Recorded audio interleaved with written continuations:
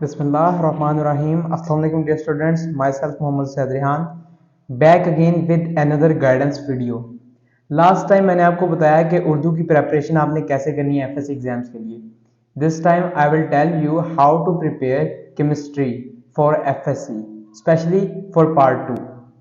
Chemistry का जो part 1 होता है उसमें तो इतनी कोई खास यानी कि लॉजिक नहीं होती। आपको अपना क्वेश्चन प्रेजेंट करना आना चाहिए, पता होना चाहिए मैंने क्वेश्चन के अंदर क्या लिखना है।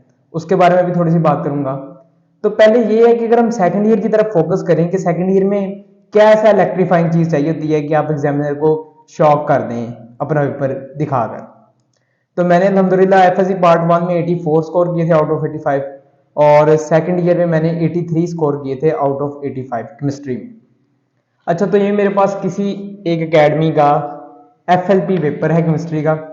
उसमें सबसे पहले तो आपके पास 17 एमसीक्यूज जो होते हैं वो होते हैं मल्टीपल चॉइस क्वेश्चंस होते हैं। उसके लिए जरूरी ये है कि आप अपनी एक्सरसाइज को अच्छे तरीके से देख के जाएं। कॉन्सेप्ट्स भी आते हैं क्योंकि ये एफएससी का पेपर है, मैट्रिक का पेपर नहीं है, इसलिए कॉन्सेप्ट्स आपके क्लियर होने चाहिए। ज्यादातर एमसीक्यूज जो हैं वो एक्सरसाइज से आते हैं। कुछ ऐसे होंगे जो अंदर से चैप्टर के अंदर से वो बुक की लाइंस दे देगा, या कुछ ऐसे होंगे जो पास्ट पेपर से आप देखेंगे तो आपको पता लग जाएगा कि ये एमसीक्यूज ज्यादा आते हैं, जो 4 या 5 दफा उसने दिए होंगे पेपर सेटर में। अच्छा, इसमें जो बच्चों को ज्यादातर डिफिकल्टी आती है ना, वो आती है ऑर्गेनिक केमिस्ट्री और इनऑर्गेनिक केमिस्ट्री। जो एक बच्चा एवरेज होता है उसको तो दोनों मुश्किल लगती हैं, मगर जो एक लाइक से लाइक बच्चे को भी इनऑर्गेनिक केमिस्ट्री बहुत टफ लगती है। उसके लिए ऑर्गेनिक केमिस्ट्री आसान होती है as compare to inorganic chemistry. तो ऑर्गेनिक केमिस्ट्री पहले कैसे करनी है? ऑर्गेनिक केमिस्ट्री शुरू होती है चैप्टर नंबर 7 से and it ends on chapter number 13 carboxylic acids. Carboxylic acid से भी अब शॉर्ट क्वेश्चन, लॉन्ग क्वेश्चन आता है, सॉरी लास्ट टाइम आया था। इसमें हमने देखना ये है कि आपने पहले तो कोशिश करनी है कि 3 के 3 जो आपके पेयर है ना वो आप ऑर्गेनिक केमिस्ट्री से अटेम्प्ट करें, और एटलीस्ट एक पेयर इनऑर्गेनिक से ना 2 चैप्टर सेलेक्ट कर लें, उनमें से एक पेयर लॉन्ग क्वेश्चन का जरूर प्रिपेयर करें। अगर मैं बात करूं ऑर्गेनिक केमिस्ट्री किसको कैसे करना है, एक्सरसाइज के सारे क्वेश्चंस करनी है। बात मेरी सुन रहे हैं आप? एक्सरसाइज के सारे क्वेश्चंस करनी है और मोस्टली वही लॉन्ग क्वेश्चंस आ जाते हैं। एक्सरसाइज के सारे क्वेश्चंस करने हैं, वही लॉन्ग क्वेश्चन में आ जाता है। कन्वर्जंस शॉर्ट क्वेश्चंस में भी आती हैं, लॉन्ग क्वेश्चंस में भी आती हैं। कन्वर्जंस के ऊपर आपका हाथ पूरा सेट होना चाहिए। आपका हाथ नोमेनक्लेचर के ऊपर पूरा सेट होना चाहिए, जो कि ना सिर्फ आपको एफएससी में बल्कि एमकैट में भी हेल्पफुल रहेगा। नोमेनक्लेचर के ऊपर हाथ सेट होना चाहिए, कन्वर्जेंस के ऊपर हाथ सेट होना चाहिए। आपको पता होना चाहिए कि अल्केन्स को, अल्काइंस को, बेंजीन को, अल्डिहाइड्स को, कीटोन्स को, कार्बोक्सिलिक एसिड्स को, और ईथर्स को, अल्कोहल्स को और फिनोल्स को, इनको प्रिपेयर कैसे किस किस मेथड से किया जा सकता है, ये बहुत इंपॉर्टेंट क्वेश्चन है। कुछ ऐसे लॉन्ग क्वेश्चन हैं जो कि मशहूर जमाना हो गए हैं, जैसे कॉब्स इलेक्ट्रोलाइटिक मेथड है, बहुत ही इंपॉर्टेंट लॉन्ग क्वेश्चन है वो। इसके अलावा आपका एक तो हाथ सेट होना चाहिए ऑर्गेनिक केमिस्ट्री के ऊपर। 6 चैप्टर ये सबसे पहले आपने करने हैं, और ये 6 चैप्टर मेजर जो आपकी पेपर आता है वो इन्हीं 6 चैप्टर से आता है। फॉर एग्जाम्पल 45 टू 60 मार्क्स का जो पेपर है वो इन्हीं चैप्टर्स के अंदर से आना है। तो इसके लिए जरूरी है कि आप इन चैप्टर्स को थारोली प्रिपेयर करें, इनकी प्रॉपर्टीज को देखें, और उसके अलावा हैंड रिटन नोट्स बनाएं इन चीजों के। और ऑर्गेनिक केमिस्ट्री जब मैं पढ़ता था मेरी ये थी कि मैं एक दिन जो पढ़ लिया ना उसको मैंने 3 से 4 दफा उन रिएक्शंस को लिखना है, ताकि मेरा माइंड उन पर पूरा सेट हो जाए। और मेरी ऑर्गेनिक केमिस्ट्री बहुत सेट थी, वो अल्हम्दुलिल्लाह इसी वजह से सेट थी कि मैं 3 से 4 दफा एटलीस्ट उसी टाइम ही लिख लेता था। बाकी मैंने उसको through out the year practice करी जाना, और एटलीस्ट मैंने कोई 20 टू 25 टाइम्स उनको रिएक्शंस को देख के लिख लेना। कन्वर्जेंस पे फुल हाथ सेट होना चाहिए। मैं दोबारा बता रहा हूं, अगर उसने क्या अल्कीन्स से अल्कोहल्स बनाने हैं, आपको मेथड सारे आने चाहिए। अगर उसने आपसे पूछा है कि suitable method to prepare alkyl halides, तो फ्रॉम अल्कोहल्स, मगर एक और भी है SOCl2 वाला मेथड जो पैराडीन में यूज करते हैं हम, पैराडीन एज अ सॉल्वेंट यूज होता है उसमें। तो ये वाले मेथड, यानी कि ये ढकी छुपी सी बातें आपको पता होनी चाहिए। इसको तैयार करने का यही है कि नोमेनक्लेचर पे फुल ग्रिप हो, कन्वर्जेंस पे फुल ग्रिप हो, रिएक्शन को एटलीस्ट 15 टाइम्स तो एटलीस्ट लिख के देखें फाइनल एग्जाम से पहले। दूसरी बात यह है कि जहां तक जो शॉर्ट क्वेश्चंस हैं, इनऑर्गेनिक केमिस्ट्री में से आपने शॉर्ट क्वेश्चंस अटेम्प्ट करने हैं। लॉन्ग क्वेश्चंस एटलीस्ट 1 पेयर, दोनों पेयर नहीं, दोनों पेयर कर भी नहीं तो ठीक है, मगर at least 1 pair. One pair suitable रहता है, ताकि आपके पास 4 की चॉइस हो, ऑर्गेनिक में से एक छोड़ना भी हो तो आप इनऑर्गेनिक का कर लें। मैंने भी बेसिकली ऐसे ही किया था। हमारे जब हमने एग्जाम दिया सेकंड ईयर का, उसमें चैप्टर नंबर 2 और चैप्टर नंबर 6 में से लॉन्ग क्वेश्चन आता था, तो मैंने वो वाला अटेम्प्ट किया था। मैंने वो इसलिए अटेम्प्ट किया था क्योंकि मैं इतना ज्यादा कॉन्फिडेंट था इनऑर्गेनिक के बारे में कि मैंने इनऑर्गेनिक भी अच्छे तरीके से की है, तो इसलिए पहले ऑर्गेनिक केमिस्ट्री की तरफ अगर मैं देखूं तो अगर आप ये चीजें अपनाएंगे। दूसरी बात कि जब वो एक रिएक्शन लिखता है ना, उस रिएक्शन के अंदर जो जो वो चीजें यूज कर रहा है ना, उनके कॉमन नेम्स भी और उनके आईयूपीएसी नेम्स भी, ये दोनों चीजें आपको आनी चाहिए, कॉमन नेम्स और आईयूपीएसी नेम। क्योंकि बाद औकात ऐसा होता है वो लॉन्ग क्वेश्चन के अंदर कॉमन नेम लिख देगा कन्वर्जन के वक्त, तो आप कहेंगे जी मैंने तो ये कंपाउंड पढ़ा ही नहीं, मगर आपने वो हकीकत में पढ़ा होता है। तो कॉमन नेम्स और आईयूपीएसी नेम दोनों आपको याद होने चाहिए। ये तो 13th चैप्टर तक सारा हो गया। उसके बाद साइड बॉक्सेस जो आते हैं उनके अंदर कुछ इंपॉर्टेंट इंफॉर्मेशन लिखी होती है, कुछ ऐसे शॉर्ट क्वेश्चन है जो बहुत इंपॉर्टेंट है, जैसे बॉफ किशनर वाला और क्लेमेंसन रिडक्शन, जो बहुत इंपॉर्टेंट है। इसके अलावा हम अगर आए चैप्टर नंबर 14, 15 और 16 के ऊपर, 14 जो है वो मैक्रोमॉलिक्यूल्स है, इनऑर्गेनिक केमिस्ट्री तो नहीं है, खैर वो बायोकेमिस्ट्री है एक तरह की। और जो 15th चैप्टर है वो इंडस्ट्रियल है, और जो 16 है वो एनवायरमेंटल है। इसमें से भी आपने शॉर्ट क्वेश्चन अटेम्प्ट करने होते हैं। आई गेस 14 में से मेरे ख्याल से लास्ट ईयर उसने लॉन्ग क्वेश्चन दिया था। तो बेसिकली पूरी कोशिश तो करनी है ऑर्गेनिक में से अटेम्प्ट करनी है, ऑर्गेनिक से बाहर नहीं जाना, वरना मसला इधर से हो जाता है स्टूडेंट्स को। इसके बाद इनऑर्गेनिक केमिस्ट्री कैसे करनी है। इनऑर्गेनिक केमिस्ट्री में आपने ये करना है कि आपने सिर्फ और सिर्फ शॉर्ट क्वेश्चंस करने हैं। शॉर्ट क्वेश्चंस कैसे करने हैं, हमारे टाइम पे हमारे साथ हमें नोट्स देते थे, 30 to 40 शॉर्ट क्वेश्चंस उन नोट्स के अंदर होते थे। वो शॉर्ट क्वेश्चंस होते थे जो मोस्ट इंपोर्टेंट, वो बार बार देता है।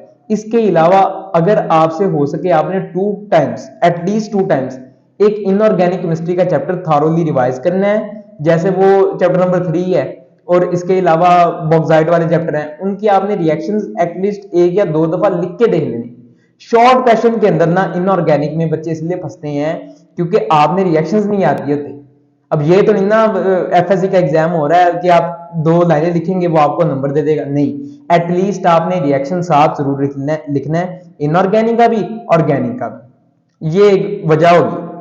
दूसरी बात ये है कि शॉर्ट क्वेश्चन अटेम्प्ट करने का तरीका, शॉर्ट क्वेश्चन अटेम्प्ट करने का तरीका ये है कि ये मेरा एक पेपर है, तो आपने शुरू में एक मार्जिन लाइन लगा लेनी है ये साइड पे, दूसरी साइड पे लगाने की कोई जरूरत नहीं है क्योंकि उधर टाइम वेस्टेज है। बस ऊपर शॉर्ट क्वेश्चन लिख के सेक्शन नंबर 1 लिख के क्वेश्चन नंबर 2 लिख के आपने 1 नंबर दे के, ताकि एग्जामिनर को पता चल जाए। और ऊपर हल्का सा हिंट लिखना है, जैसे फॉर एग्जांपल ये क्वेश्चन स्ट्रक्चर्स के बारे में है, उसने कोई स्ट्रक्चर्स पूछे हैं तो उसके बारे में ये लिख दिया मैंने। अब स्ट्रक्चर्स जैसा कि क्वेश्चन है, इसके बारे में कोई एक्सप्लेनेशन की जरूरत ही नहीं है। उसने 2 आईयूपीएससी नेम दिया, उसने कहा जी इन दोनों का स्ट्रक्चर बना दे, तो आप उन दोनों का सिंपली स्ट्रक्चर बना दें, इसमें कोई एक्सप्लेनेशन की जरूरत नहीं। 2 नंबर्स, 1 नंबर 1 स्ट्रक्चर का वो पूछेगा। इसी तरह ही आप अगर देखें तो आगे हम जाते रहते हैं। और ये देखें, अब ये रिएक्शन मैंने साथ किया हुआ है, नीचे उसकी एक्सप्लेनेशन दी है। इधर फॉर एग्जांपल इधर O2 का रिएक्शन किसके साथ है जी, अल्कीन के साथ O2 का रिएक्शन जिसमें एपॉक्साइड्स बनते हैं, वो वाला रिएक्शन है। थोड़ी नीचे मैंने एक्सप्लेनेशन दी है कि ये किस किस चीज में यूज होता है। अच्छा, ये देखिए हाइड्रोक्सिलेशन वाला है, ये मैंने रिएक्शन लिखा है, उसमें एक्सप्लेनेशन भी दी है। एक्सप्लेनेशन क्या हाइड्रोक्सिलेशन में दे दी, हाइड्रोक्सिलेशन ऑफ अल्कीन्स का पूछा था उसने।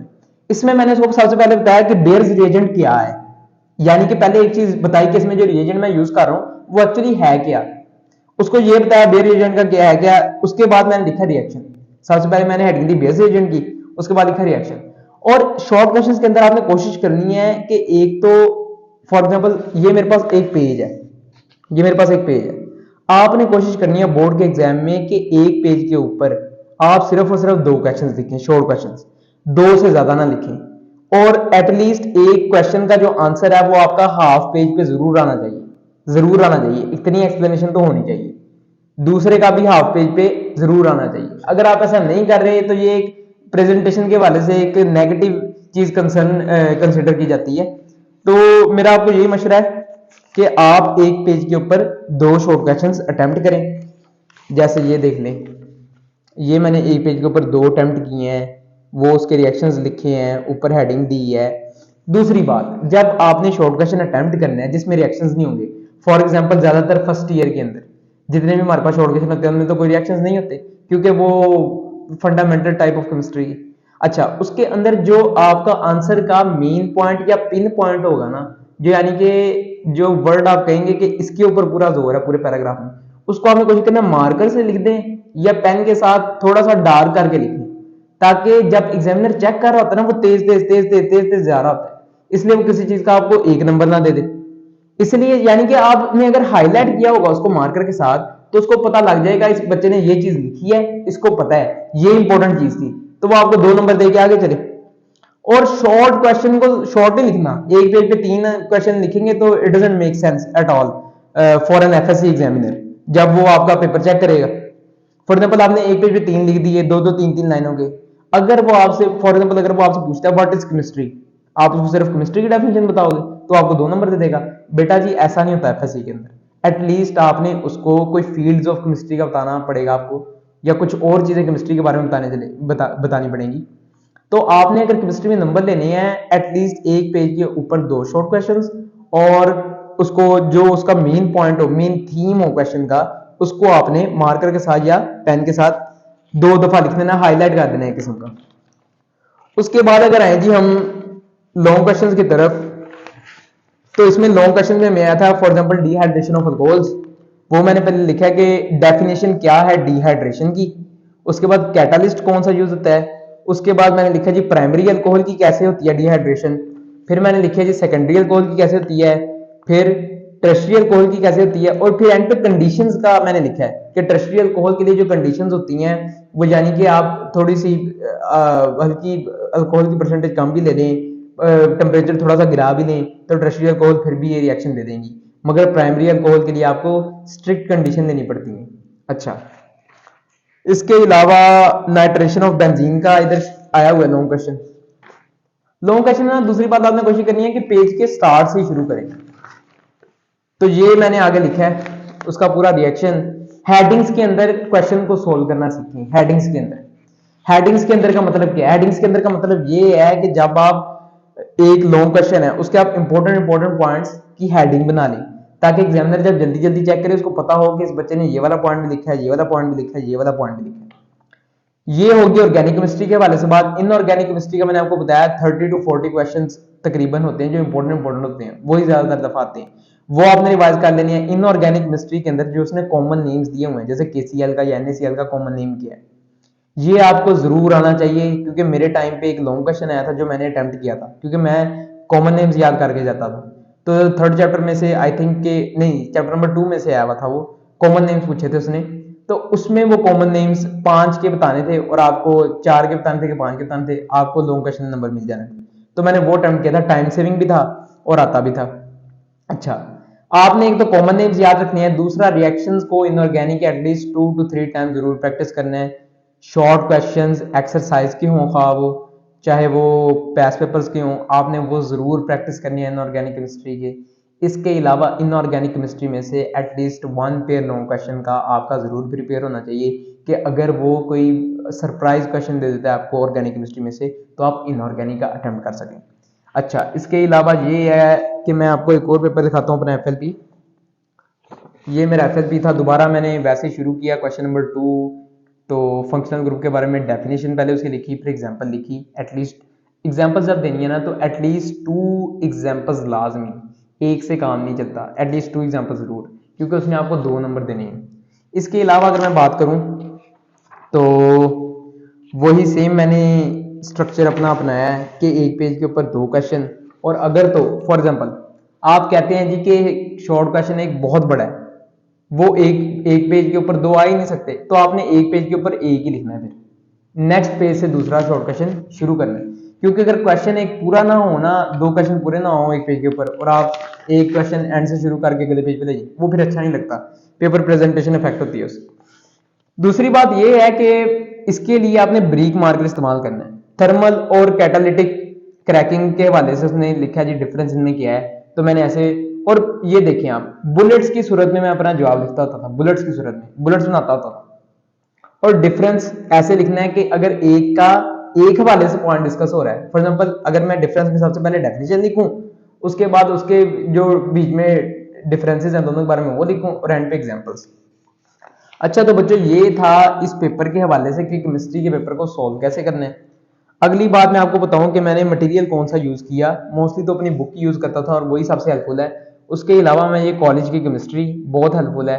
फर्स्ट ईयर के अंदर भी सेकंड ईयर के अंदर भी मैंने इसी से ही पढ़ा। और क्योंकि इसमें ज़्यादातर कन्वर्जन्स और एक्स्ट्रा लिखी होती थी, एम कैट के रिलेटेड भी एमसीक्यूज होते थे, इसलिए मैं उस वक्त इधर से ही पढ़ता था ताकि एम कैट का भी थोड़ा सा आइडिया हो जाए और मुझे कन्वर्जन्स भी अच्छे तरीके से आ जाए और पास्ट पेपर्स के क्वेश्चन का भी पता हो कौन कौन से हैं। और इसके अलावा स्कॉलर्स के केमिस्ट्री के ऊपर आते हैं, वो भी ले सकते हैं। पर मैंने ये हमदर्द के लिए थे, ये भी बहुत हेल्पफुल थे। इसमें से मैंने इनऑर्गेनिक केमिस्ट्री प्रिपेयर की थी। तो इनऑर्गेनिक केमिस्ट्री की अगर आप ये कॉलेज की केमिस्ट्री देखेंगे तो इसमें एंड पे ना अगर आप देखेंगे मोस्ट इंपॉर्टेंट शॉर्ट क्वेश्चंस का एक हेडिंग होता है, उसमें 40 to 50 क्वेश्चंस होते हैं इनऑर्गेनिक केमिस्ट्री के रिलेटेड जो बार बार रिपीट होते हैं पेपर के अंदर। वो आपने याद कर जाने हैं और कोई इतना इशू नहीं होता। केमिस्ट्री सेकेंड ईयर अगर आपने कर दी अच्छे तरीके से, आपने उसके कॉन्सेप्ट को समझ लिया, तो it is a piece of cake for you to score 85 out of 85। तो बच्चों आज थी हमारी ये केमिस्ट्री की गाइडेंस। अगर आपने कोई और आपकी क्यूरी हो तो आप ज़रूर पूछिए। नेक्स्ट टाइम हम अगले सब्जेक्ट की गाइडेंस के साथ वापस आएंगे। तब तक अपना ख्याल रखिए। अल्लाह हाफ़िज़।